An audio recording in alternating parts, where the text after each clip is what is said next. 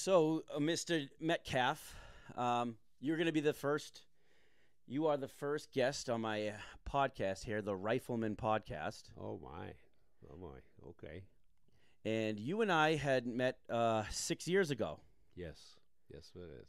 And There's a drop zone, Holland. Yeah. I was visiting Holland for the 75th anniversary of Operation Market Garden. And I saw a nicely dressed man with a suit coat looking at a field of active duty military paratroopers. And they were jumping in, and you had a cane. And I said, man, that guy looks old, but there's no way he was in World War II.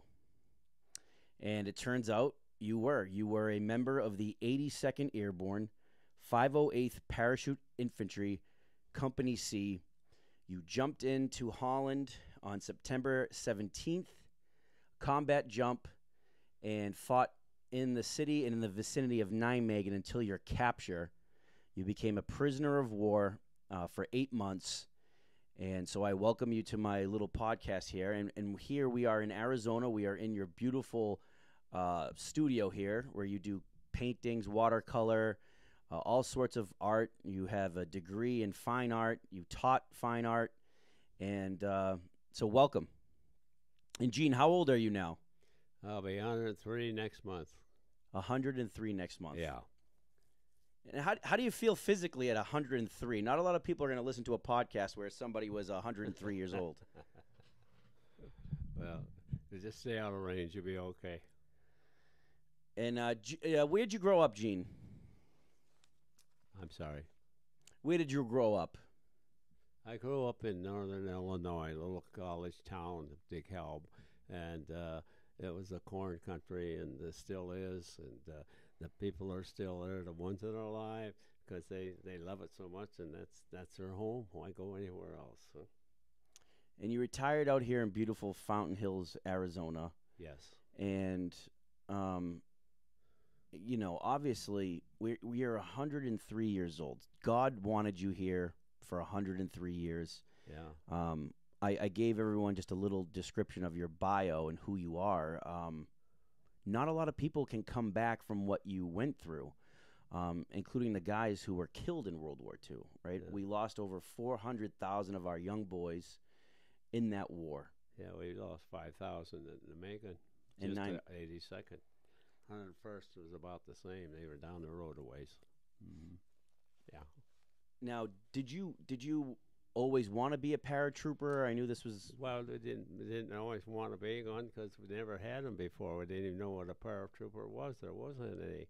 This was in 1942. I saw a poster that just started the paratroopers. There's no regiment, no 82nd. That was in World War I. The 82nd, that was Sergeant York's division where he got his Congressional Medal. And that was an infantry outfit then. Then they converted it into an airborne outfit. The 101st is very similar, and but there's no. I've never been in a plane. I never seen a parachutist, but I was a high school kid, and the adventure sounded great. I wasn't much of a student, so I was always hunting rabbits and pheasants and. Hunting season, I was never in school, but I saw that and it looked very adventurous. I was going to graduate that spring, but it was in the fall, in September, and I saw this poster, and it looked like it would be fun. And of course, what do you know with a teenager? What do they know? They're going to learn if they live. That's about the synopsis on that. So So I quit school, and I got enlisted in November 1942, as November 11th, which was at that time Armistice Day, and so I was up in Rockford, Illinois, and I hitchhiked up there. But before I did that, I had a week to elapse before I got inducted, and I stayed in school. But I didn't do my homework in this algebra class, and the teacher there, he caught me on this, and he said, "Where's your homework?" I said, "I'm not doing my homework." He says, you got to do your homework. I said, I'm not going to do it. I'm tired of doing homework. He said, well, you got to graduate to get it, to do it so you can graduate. I said, I'm not graduating. He said, what do you mean? I said, well, I joined the paratroops. He says, it doesn't sound good, but what is it? Because nobody knew what a paratrooper was. And I told him, and he just shook his head. Now we'll regress. No, we'll come back forward from 42 to 45. In September, school started. There was no GED tests in those days when I came back, and so I wanted to go back to school, and so I had to go back to high school. Here I'm what, 23, 24, somewhere in there. I don't know, and so. I went back and I was assigned the same teacher there to the algebra class. And first morning, I remember I walked into his class after 3 years actually, after 3 years. And he looked up and he took another look and I smiled. And I said, Mr. Hoffey, I'm ready to do my homework now. So we became good friends. I bet you guys did. It was crazy. I'm going to jump ahead and because a lot of people are, I don't think there's a lot of people that are going to be able to have a podcast with someone who participated in Operation Market Garden. Can you tell me about that morning? Where you left from in England? What were you carrying for gear? What was your weapon? Were you excited to get ready to jump into combat? Well, the thing away, there's a lot of mixed emotions. You're scared to death. I'll tell you that right away. You're scared with every step you took. You didn't know if it was going to be your last, if you're going to see the sunset or not. So it's a terrible, terrible, terrible feeling, and it's an intangible that you can't. There's no way to cure it. You just have to live it and experience it and handle it the best way you can. I'll get into that a little bit in your podcast about handling the tough situations. This goes back into England.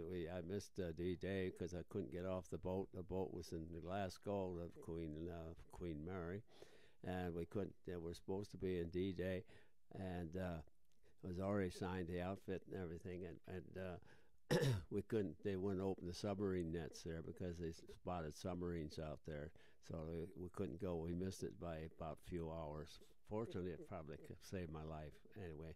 The next combat jump for the 82nd was Holland, and I was in the hospital. My first sergeant, who eventually did win the Congressional Medal in Bastogne, 3 years later, 2 years later, and but.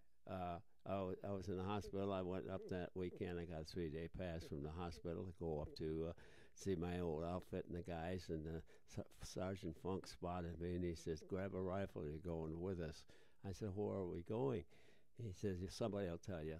He was a sweetheart, full of conversation and everything. I mean, I think actually most of us were more scared of him than we were the Germans. but his name was Sergeant Funk. Sergeant Funk. But he was fair. He was. We loved him dearly, but we were very wary of him because he called you to do something with him. You were in for a firefight. You knew it was going to be a tough go because he always carried that Thompson, and he knew how to use it. So I stayed there. I said, well, I'll be AWOL from the hospital. He says, oh, you got more worries than that, he said. So I said, where are we going? He said, well, somebody tell you. So I went back to my tent, and the guys told me about it. So then we went out to the airfield. They locked us down the night before and into the hangar. And then the next morning, we woke up to a beautiful breakfast. Now, we knew the mission was on because they had this chicken and all the steaks for breakfast and everything. It was really all heaven. So we knew the mission was on. So I was sitting on the top bunk, and I'm writing home. Of course, we couldn't mention what we were going to do in a few hours. Was what was on your mind. You could not tell your parents goodbye or anything like this because it's all been censored out anyway by the censors. So he just wrote an everyday letter about the countryside and how beautiful England was and things were fine. And I told him I'd write them later when I had time because I didn't know if I was even going to write later. But that's the way it was. And I looked over in one corner and I saw a Catholic ceremonies. This was Sunday morning, and guys were sitting on the floor, and the priest there was talking to the guys. And the funny thing that caught me, my eye, was the guys were sitting on the floor, and this is the sermon they're listening to. But the odd thing to me was that everybody was sharpening their bayonets while listening to the sermon. They were buying it, but they want to give the good Lord a little help if they needed it. I love that. I love it. And then I looked over in the other corner, and then here's a rabbi with another service, and then the Catholics had their service in another corner. So all our corners were taken by services. Mm-hmm. Finished the service, and then we picked up our gear that was we got our ammo, all stuff, beforehand. And so as we walked out toward the plane, we went by and picked up a couple more bandoliers of ammunition as a 30 caliber armor piercing stuff we picked up. And you were carrying the M1 Grand at that time? I was carrying the M1 Grand. That was a beautiful rifle, very trustworthy, and it's always earlier before the podcast. And when's the last time you held an M1 Grand? I'm sorry? When's the last time you held an M1 Grand? About 10 minutes ago. At your breakfast table. Yeah, Andy brought in, he had his rifle signed. It's beautiful. It was 500 signatures or whatever on it. And I could hardly lift the dang thing. It's only weighed 9 pounds, but boy, it sure got heavy in the last 80 years, I'll tell you. So it brought back memories, and we talked a little bit about the nomenclature of it and everything. And so it was very familiar. You never forget these things. They're in your mind. They're part of your curriculum. Right. And so without Andy, I don't think this would ever come to pass. It was a very nice project that he's gotten into, and I hope he keeps it up. Yes. Thank you, brother. Mm-hmm. Yes. But you're loading up in a C-47. Yeah, I'm sorry. Yeah. Then we finished breakfast. We're heading out to the planes. We lined up. There was 18-man sticks, what they call it. 18 men were lined up in the C-47s. And so we were loaded down with so much equipment. We had almost 80 pounds of equipment with us, and we could not get into the plane because of the steep step and the angle that we did not have any advantage as a fulcrum to get your legs in gear to get us up there. So the air crew had to reach down and pull you into the plane.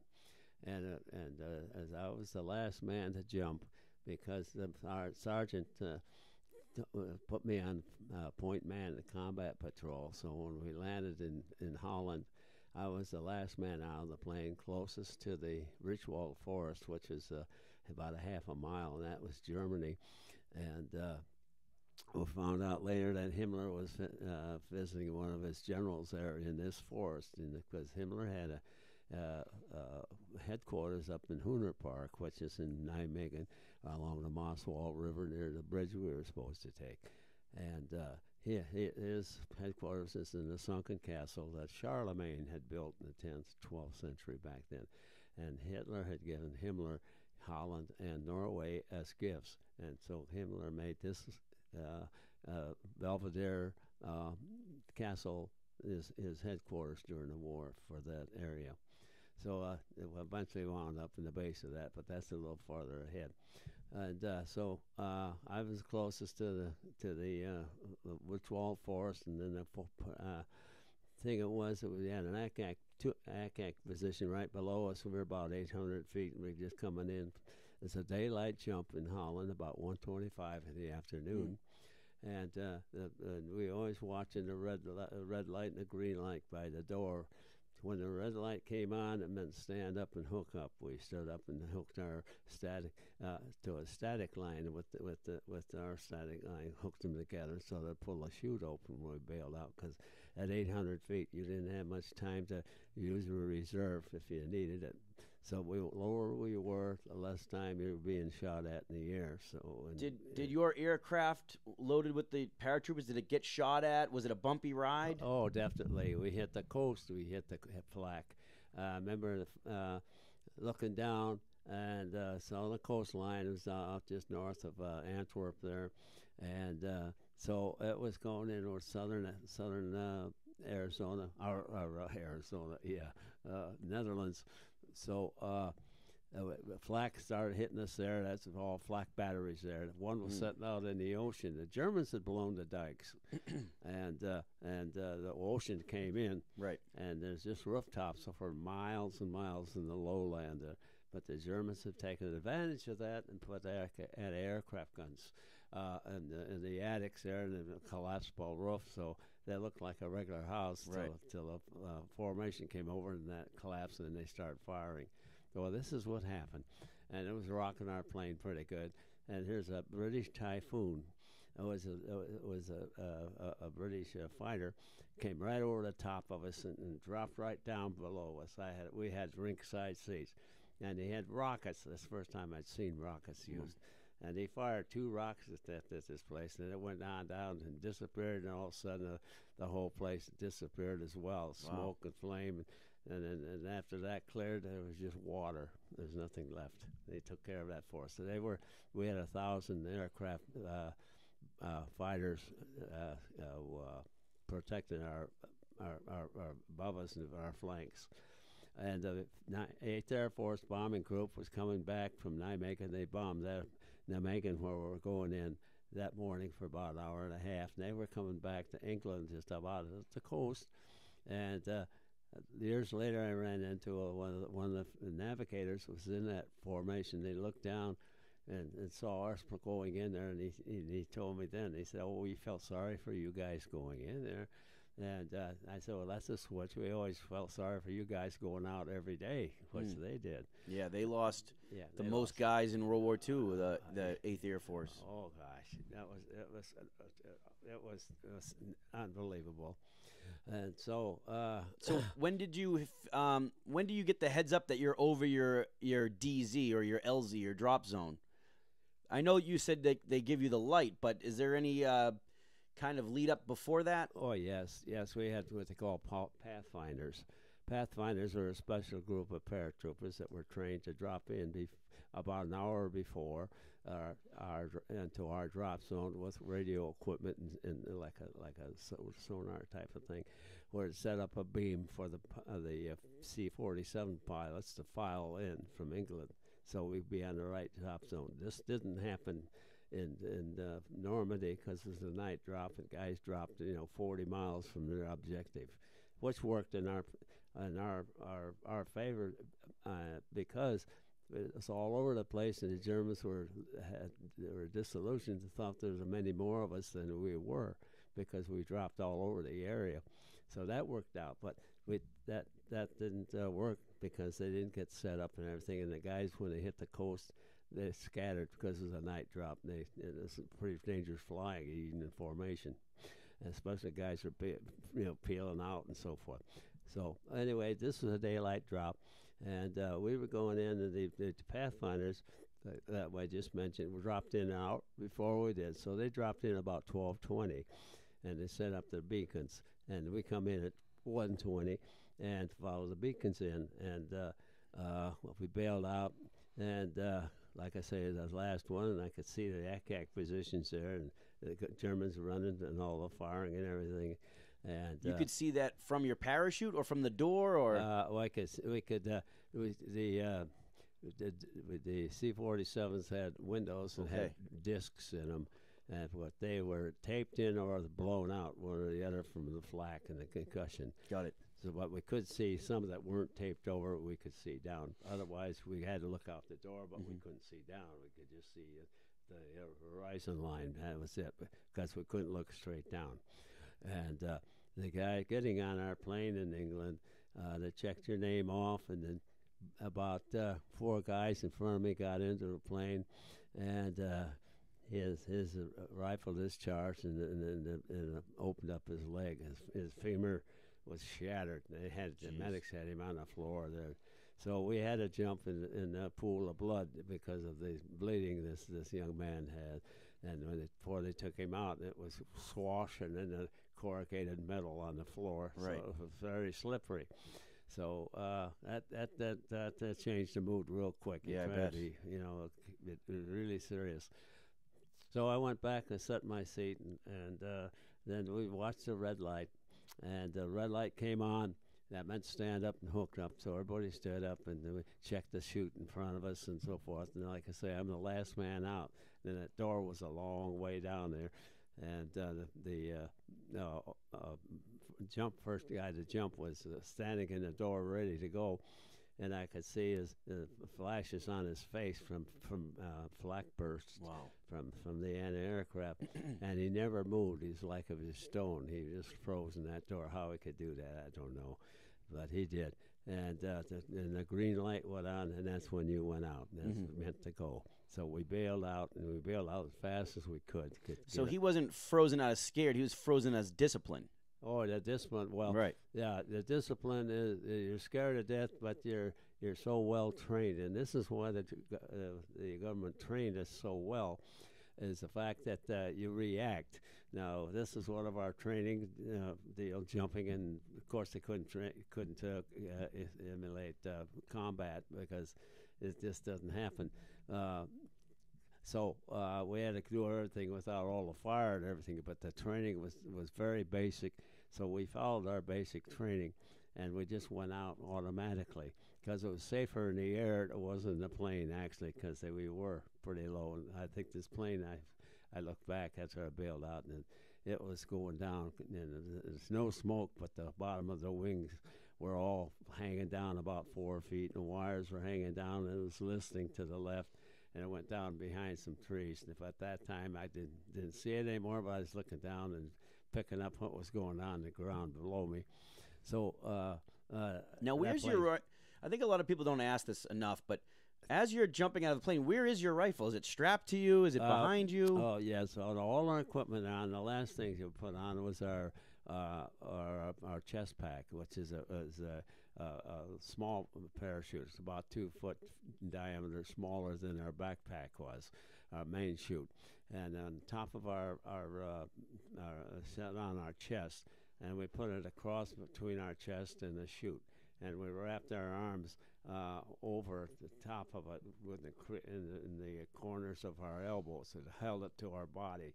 That's how we jumped with those. They weren't strapped in.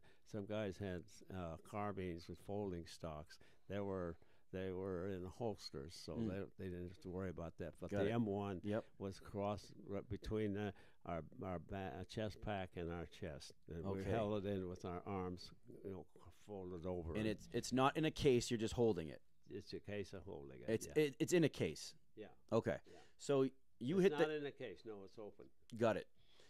But the carbine was. The carbine was in a case. It was in a folding stock, and it was in a canvas holster. Now, when you exited this plane, how long do you think time-wise, by the time you got out the door to hitting the ground? Oh, I see. And it was a clear, sunny day from what I've researched. Beautiful sunny day, gorgeous. Matter of fact, I bailed out and I checked the plane. It was in trouble. And so I looked down and I saw, first thing I saw was a German with a girlfriend. This was Sunday afternoon, about 1:20, and everybody was off duty evidently, except the ones who had signed duties. And he was with his girlfriend walking along this path just alongside of the woods. And they looked up and they saw me, and I saw them about the same time. And you can't see any facial features, but you can see the skin is greasy, so it shines. So I could see their faces, but I couldn't make out the features, their eyes or nothing like that. But I saw him take that gal and throw her in the ditch, head over heels, and he took off through the woods, and I got to laughing at that. And he was in a uniform.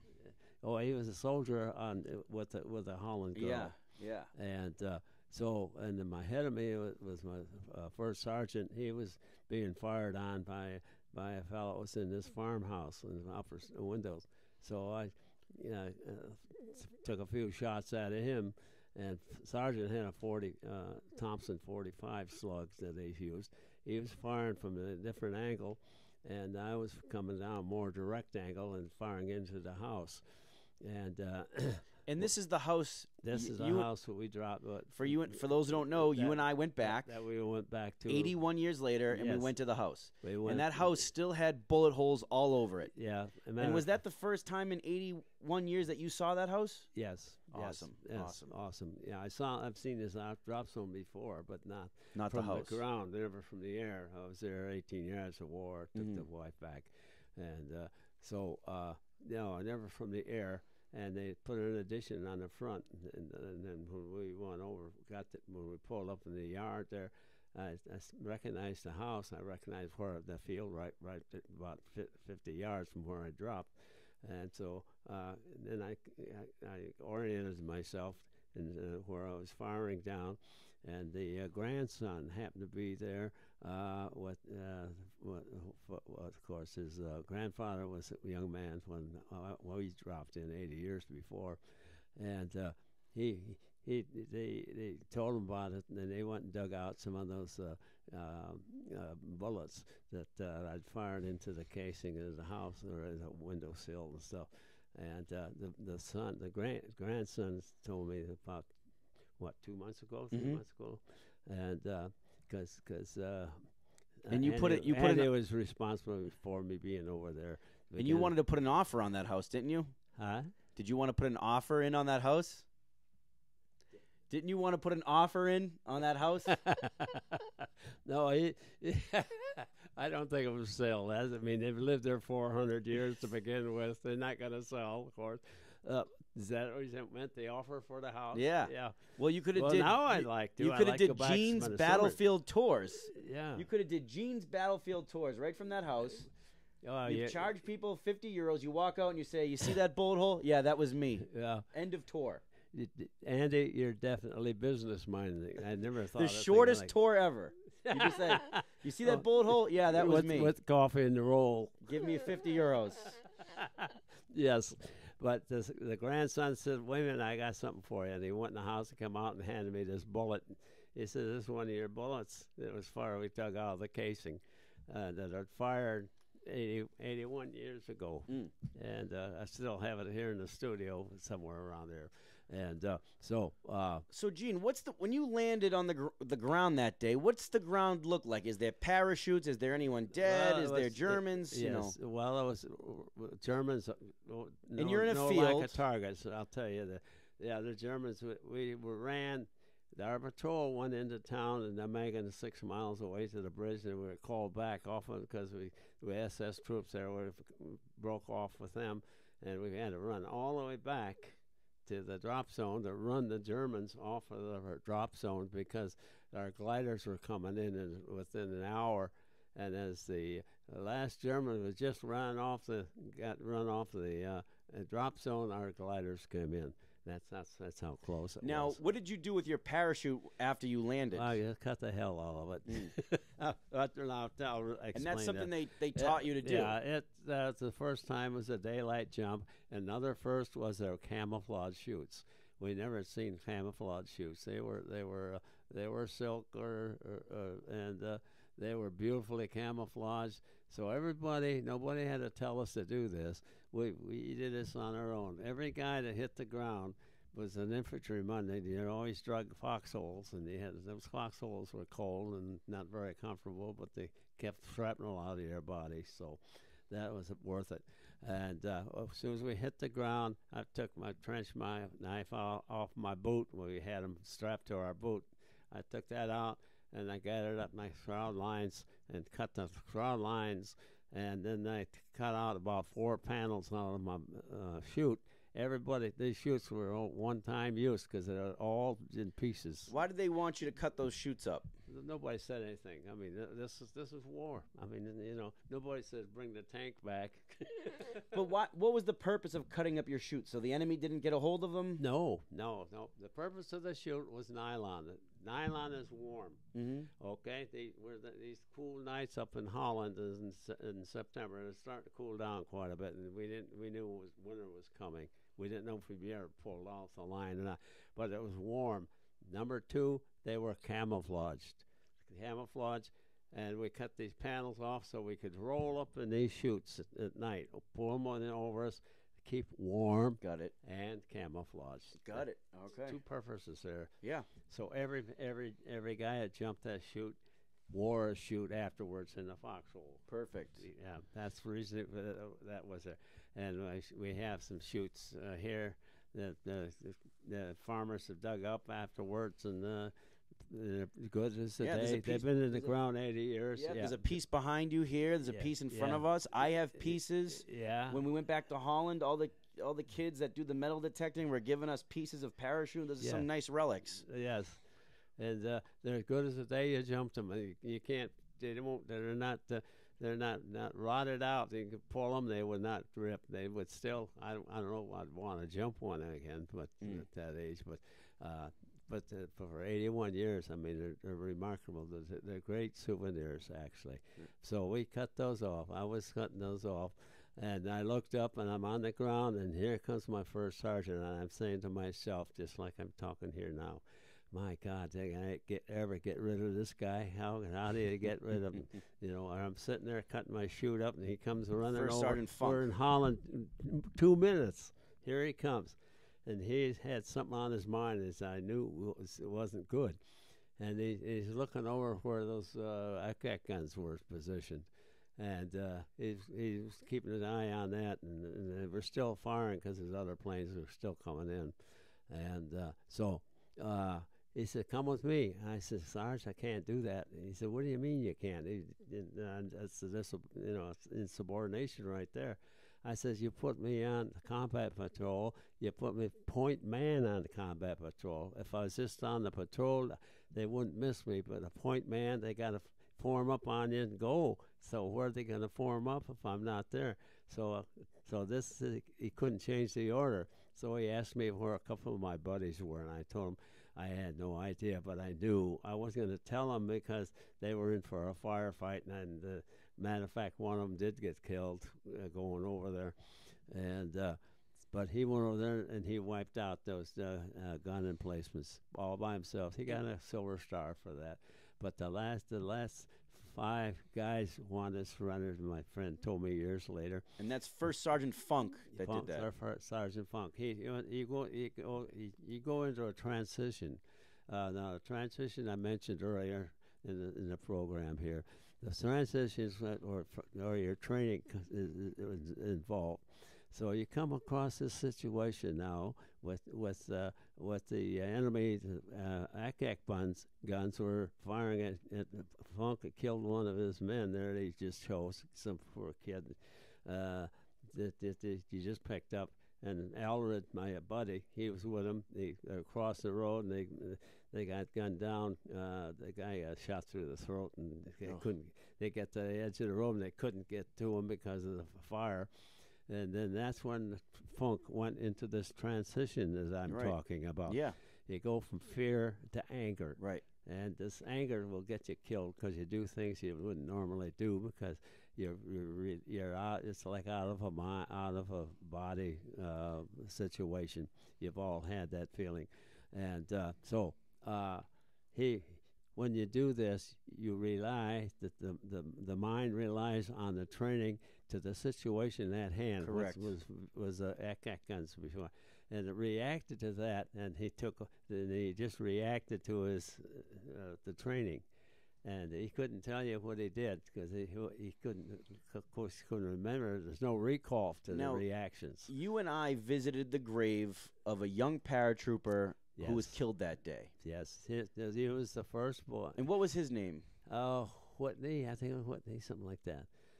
He was in my unit, and because I could see over, when I was coming out, because some guys were bailing out on another formation of EFVs that we were in. And they were bailing out over there, and I saw the cigarette roll way off in the distance. And I watched that.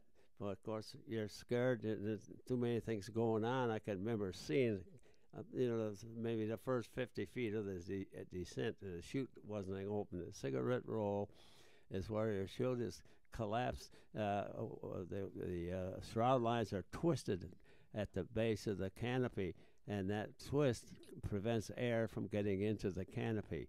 and it just flaps in the air behind it. It looks like a cigarette roll, and it just flaps all the way down. And he was he's the only one that this happened to. The riggers did a good job, but somebody crossed the shroud lines when they put it in the pack. Then that's a no-no, and that's what happened to this poor guy. And Andy took me over to his grave, and there's a Dutch person there that took care of the grave, and then eventually his family, and it's immaculate. And I got to talk to him on a podcast here. The Dutch do an amazing job keeping Margraten American Cemetery pristine. They all adopted graves. They are so appreciative of the sacrifice of all those guys that gave their lives. So gracious, so gracious. Gene, let's lead up to your capture by the Germans. If you can tell us what happened. I know you guys were going into Nijmegen. Okay. You and I visited the Rotary where you were knocked unconscious and captured. But for those who don't know, what do you remember of that day? Well, you never forget it. I mean, it's embedded in your mind. The recall is just around the corner, and it's just never far from you.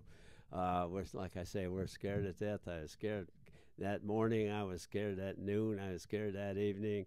I was scared, a lot of times. They're really bad. I mean, it's just a bad feeling. And so we hit the ground, and the patrol formed up on me. Sergeant went over to the gun emplacements and went to work on those guys. And then I took into we were supposed to go along the river, but the colonel, General Gavin, told our Colonel Lindquist to not go through town because we would get hemmed in. Well, to go along the river to the bridge and make contact, not to take the bridge, but make contact with the enemy so we could come back and report the strength of the enemy.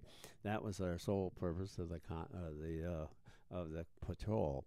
Now, so we started out, and then they gave me directions. No, not the river. Going this way.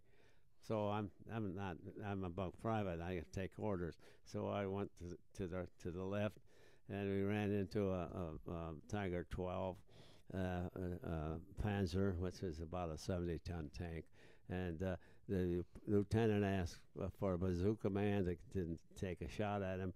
And the bazooka man replied that they couldn't because his rocket carrier left the rockets in the plane. What the heck?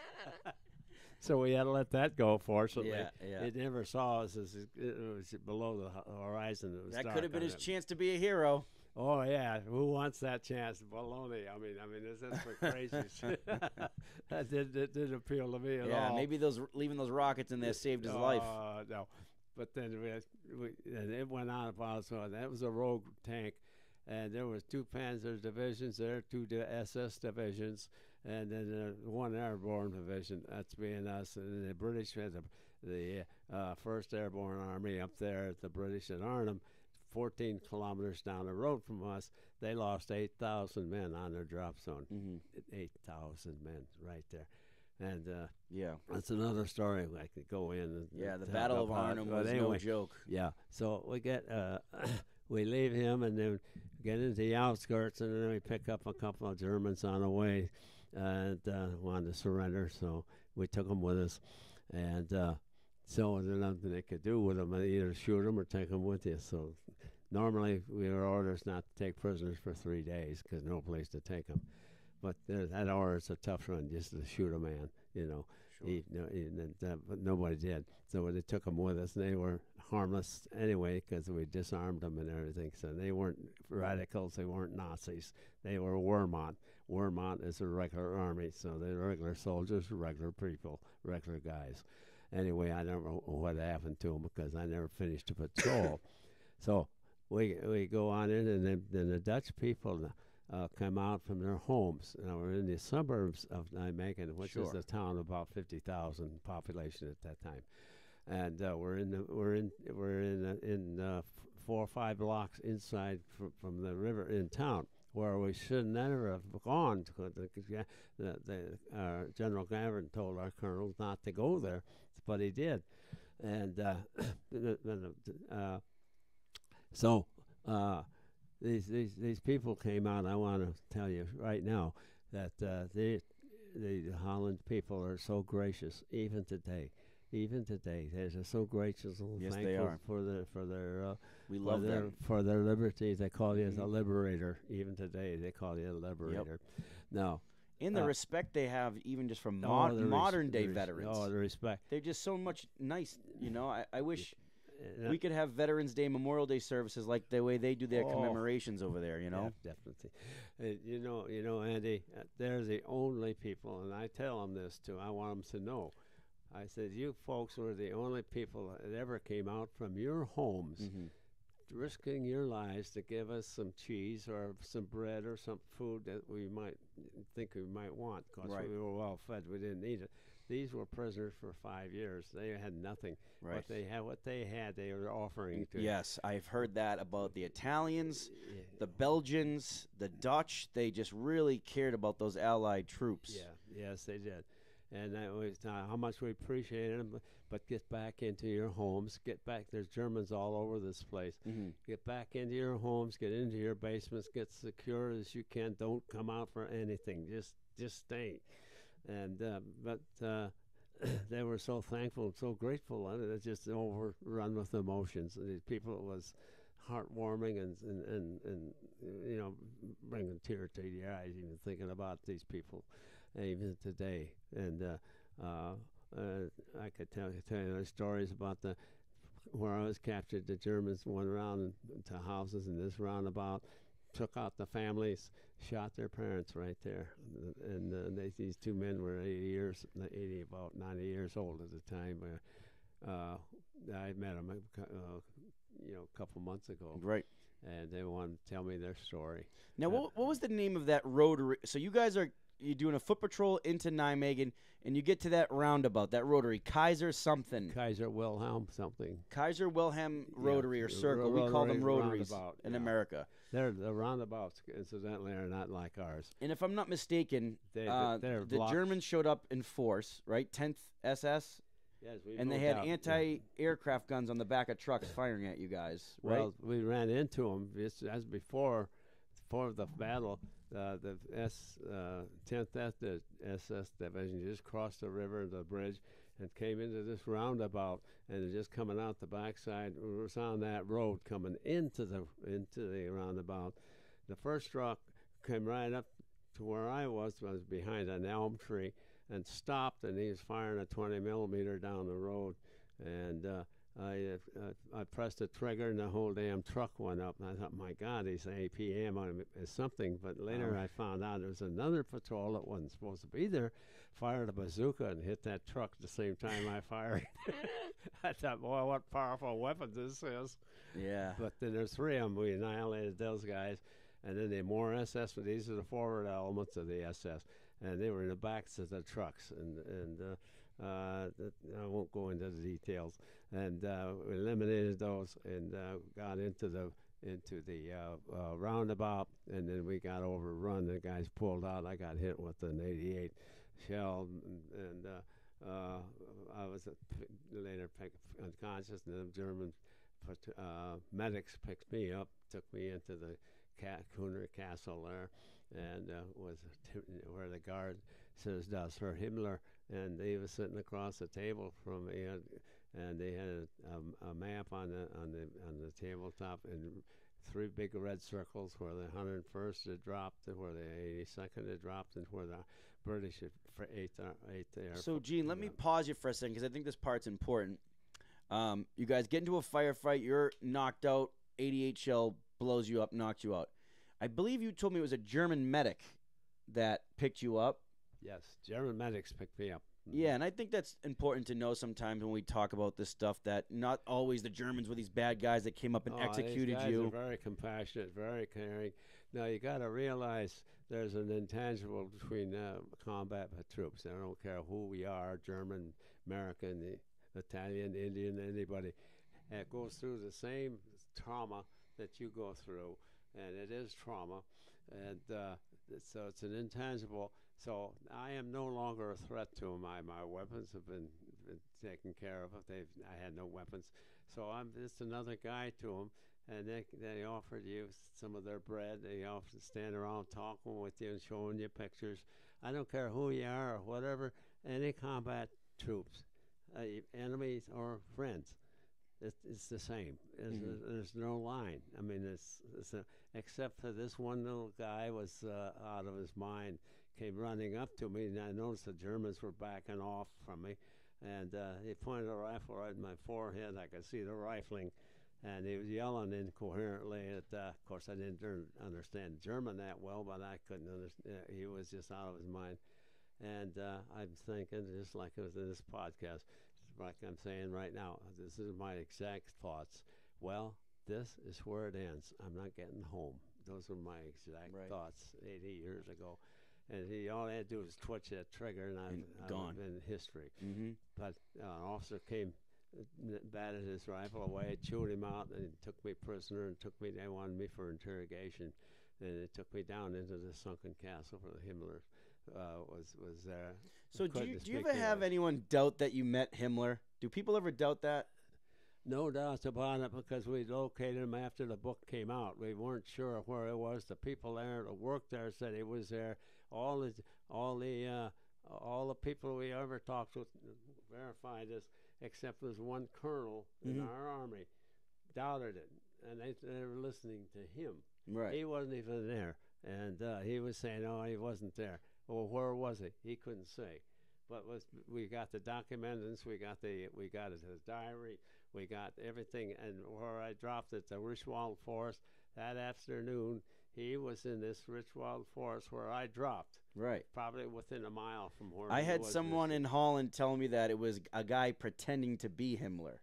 Oh, you'll hear a lot of stories. God, but hey, I'm like, listen, I always, people, I've interviewed I've met and interviewed roughly 500 World War II veterans, and there's still people out there who think they know more than the actual veteran who served there.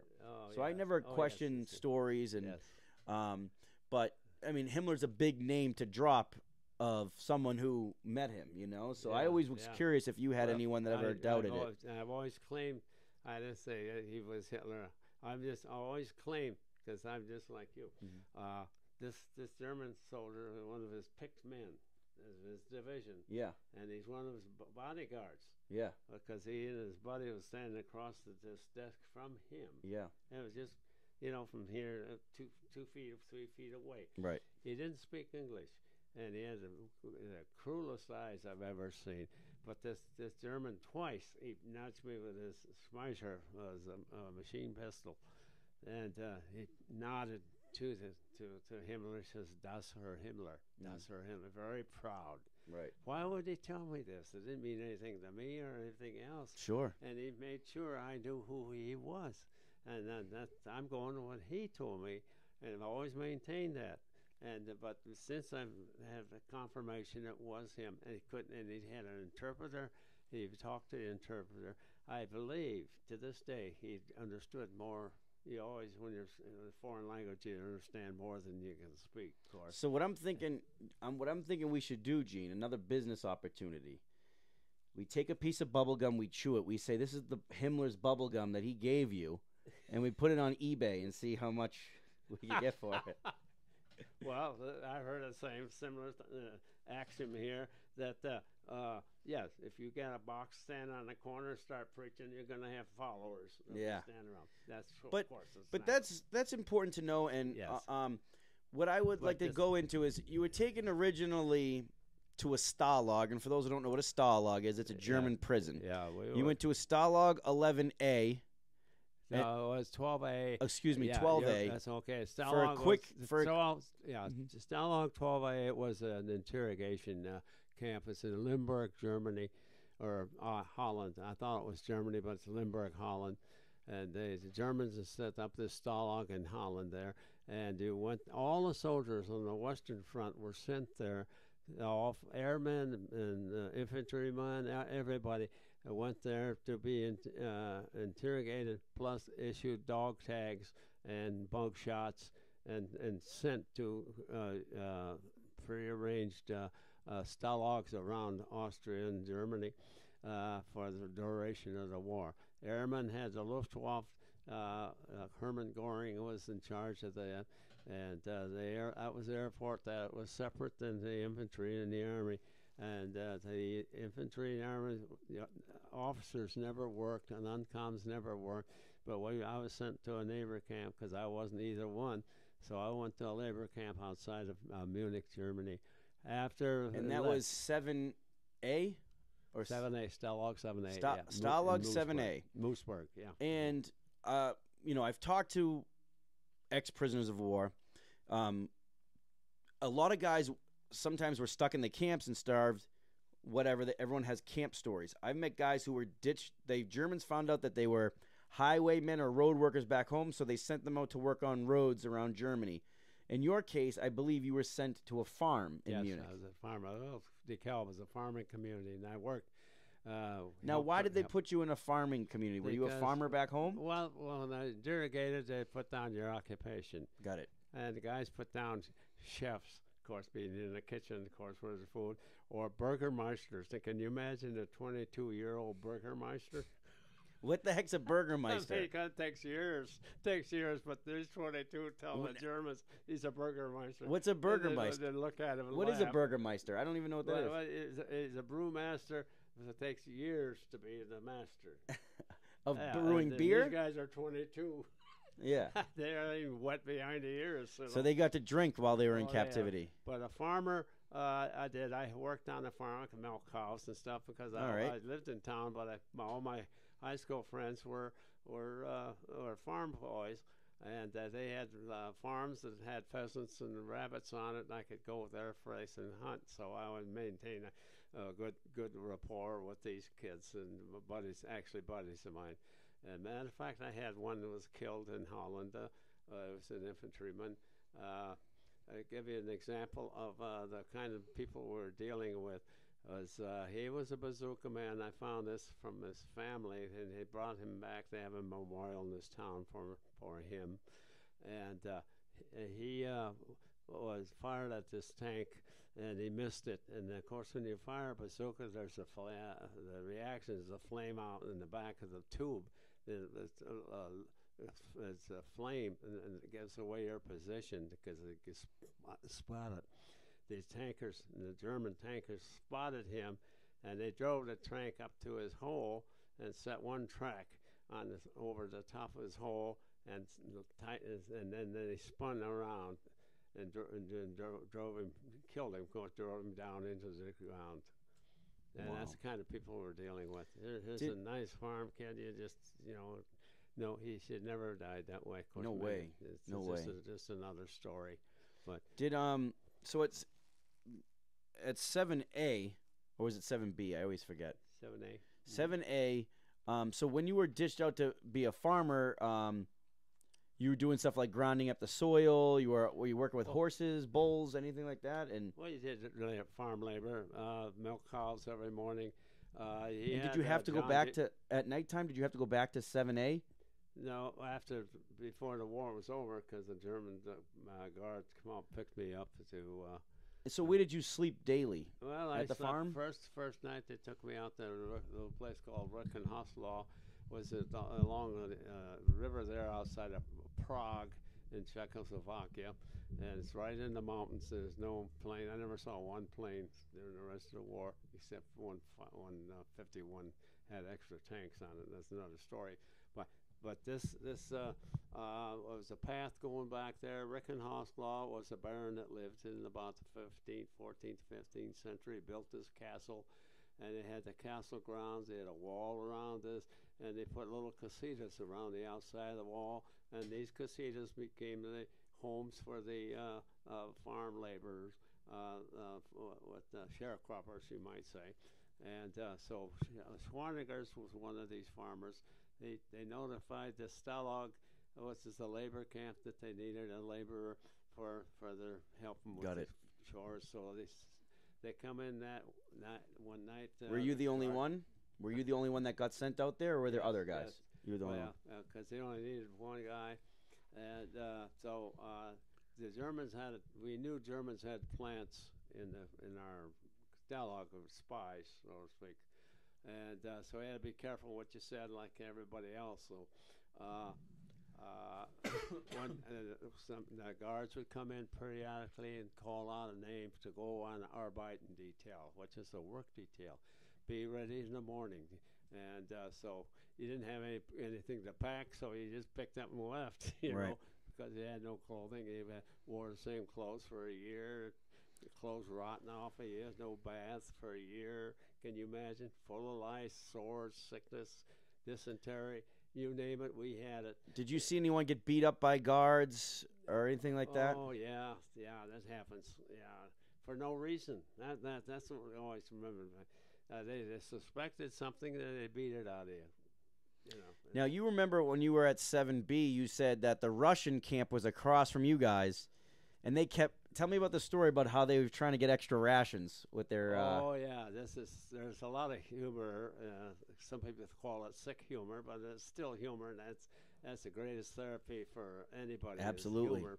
So our compounds, our camp was a labor camp set up of laborers from all different prisoners of war from different countries. We had for the English, there were in one compound. It was all adjacent to each other, but barbed wire between you. A couple big strands of wire. You couldn't come close to the wire. Then you had then you had the French. Then you had the Russians. Then you had the Sikhs. The Sikhs that were fighting for England were these big Hindu guys with their turbans and everything. They fought with knives. And there's another story I could tell why. And they were on this prison camp. The Germans never fed them anything that we got. They always gave grains of food, sacks of food, because they prepare their own food. They wouldn't eat food prepared by everybody else. And they were the neatest, most disciplined guys I've ever seen. They'd be out marching and drilling and spotless. Here we were pigs compared, full of lice and whatever, you name it, we had it. And so, anyway, the compound next to us, like Andy mentioned, was a Russian compound. The Russian compounds were Russian soldiers were brought in. They're the common soldiers, and we would get counted off every morning. Our barracks would fall out behind the barracks and line up, and they combine with their guards and stuff and count you off for your rations for the day. Then they'd leave our compound, go into the next compound, which was the Russian compound. They'd be lined up and waiting, so it was cold. The winters and time was very cold, and so I noticed, my buddy and we noticed there's three guys always standing at the end of the line while the rest of the soldiers, after a count, went in the barracks where it was warm or warmer, so we noticed it one day, and we watched them a couple of days.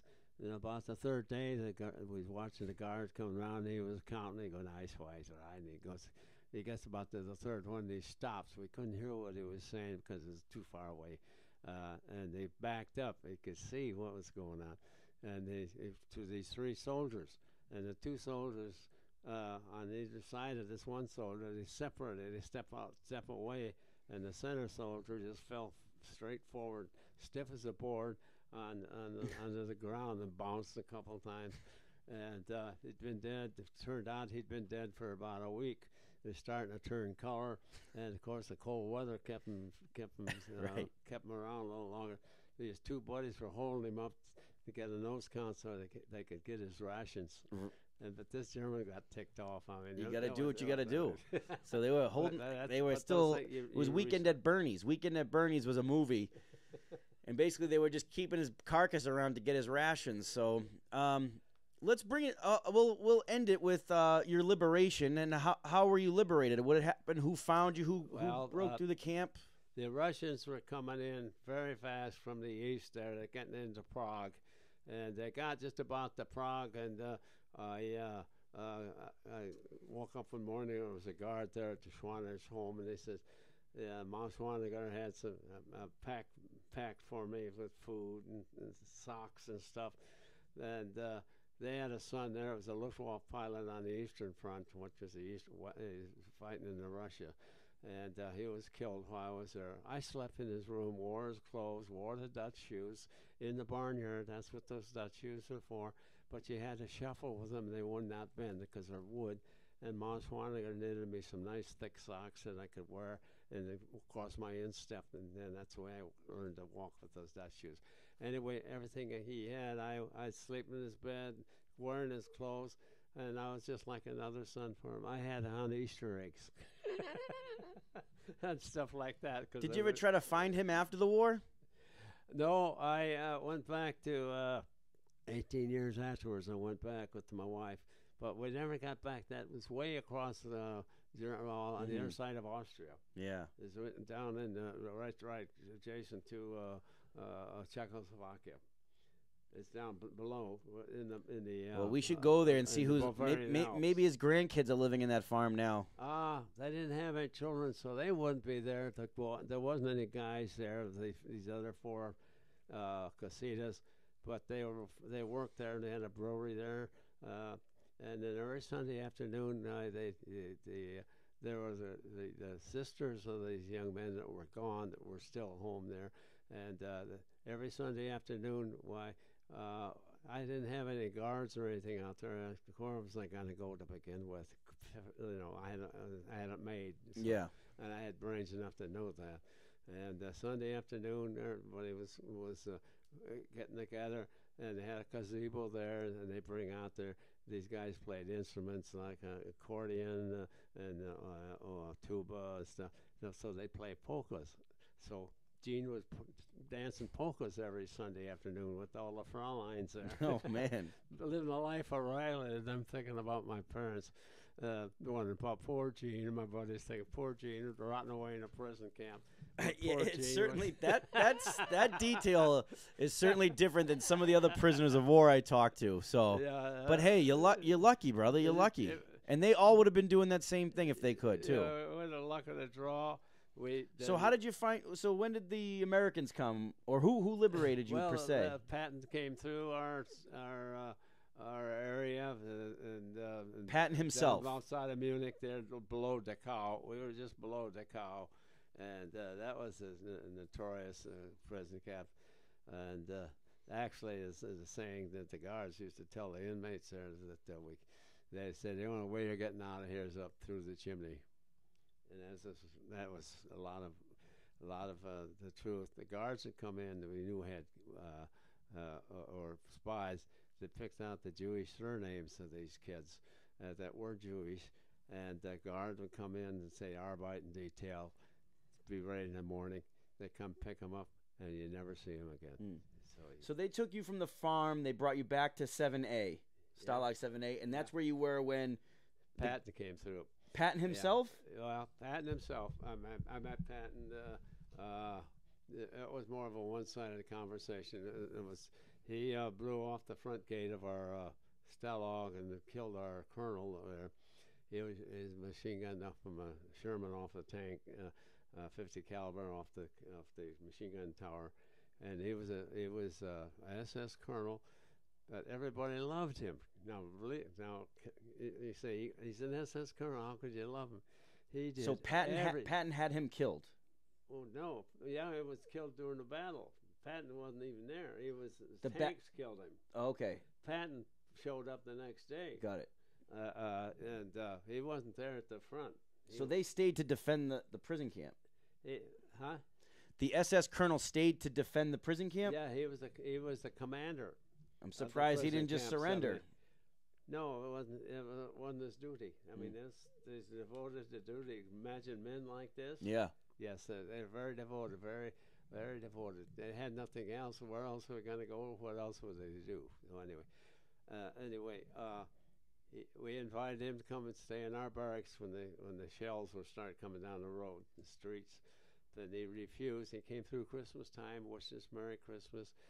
He gave us a big block of cheese, and it was a round cheese that came from Brazil. It'd been in the hold of a ship for months, I guess. We got it Christmas Eve, and we jumped on it. There's 300 men in this barracks made for 150, and we divided it up in 300 pieces. And the only thing it wasn't alone. It was full of maggots. Oh my God! The maggots were protein. You got to look at it that way. That's it. They didn't have a chance. Oh my You're Lord! Starving to death, I mean, you'd eat the shirt off your back if you could. Right. So people don't know what starvation is. They have no idea. And I go make talks once in a while, and I'm just batting my gums because they cannot relate the feelings, the moods, the smells, the anger. You can't relate to that unless you witnessed it. What was the first regular meal you got to eat that you remember? My first regular meal after liberation, my first meal was thrown off a tank. It was a D ration off a tank, and then it was my first meal. Yeah. And it was alongside the road there in Mooseburg. And then did you ever get sick at all? People say if they ate too much and their stomach shrunk. They died. Yeah. Yeah. We hit Newport. We waited for English or for the Liberty ships that took us back home 14 days. And our meals were rationed because our stomachs weren't as big as our fists, and we could not tolerate food. We hit Newport News, Rhode Island, and they had it was an army mess hall, and they had all steaks. They had all the big stuff. That was the worst thing in the world for us. Oh, Many man. guys died from that meal. Holy crap! Because they overate. They knew, but they couldn't stop. They couldn't stop. Because there it was, you didn't want to waste it, and I mean, today I cannot waste a crumb of food. I mean, there's a piece of bread there. I said I'm going to eat it. I'm not going to waste it. That's it, how memories and how things that your experiences can call on that you relate to. Well, Gene, I'm going to wrap up with you. For any other veterans that came home or experienced any hardships, did you suffer any hardships, any PTSD? If you did, or what kept your mind off of that stuff? Was it the paintings? Yes. Was it your hobbies? Tell me. Yeah, I think you hit it on that head there, Andy. Paintings, and I did a lot of drawings, a lot of cartoons. I did 2 logbooks full of logbooks. I got a couple of logbooks out of a bomber, 17 that dropped, and we were cleaning it out. And I got a hold of those because there were pages I could draw in. Faber company that we have here is a very renowned artist supply company, and that was bombed out in Munich, and all the pens and the inks and the one was out on the road there. So I got all my pens and inks and stuff from there. I just picked them up and put them in my pockets. Wow. I had these big pockets on the sides, so I loaded those up there. So I had the log books. I had the means to make the drawings. I had 2 log books, about 8 months of drawings of prison life. Wow. And where are those now? Yeah, and where are those? I want to see those things. Well, they've disappeared. A German officer came in one night. Crap. German officer asked for me, and I didn't answer because I figured I'm not a Jewish. They wanted me to go work detail, and I'm not Jewish. I knew the story on that. So finally somebody pointed me out, and he knew that I had 2 logbooks of drawings. How he knew, of course, the spies again that in our outfit. And he went over and he said, I want your drawings. And he said, I want to see your drawings, he said. And so what could I do? You know, I pulled them out from under my bunk and handed them to me. He took a couple of looks at them. There's 8 months of work. And he closed them up, put them under his arm, walked off. That's the last I saw him. So, and now, when they wrote the book, the author advertised all over Europe for the return of these drawings. Oh, man. But they had no luck on that so far. Yeah. Gene, thanks for joining me on my podcast, my friend. Yeah, you're my friend. I love you dearly. Thank you. And thank you for welcoming me to your beautiful home. I can't wait to see some more of your collections tonight and have a couple beers with you and talk. And we have an event now in Arizona, and that's it. So yes. until the next time, Semper Fi.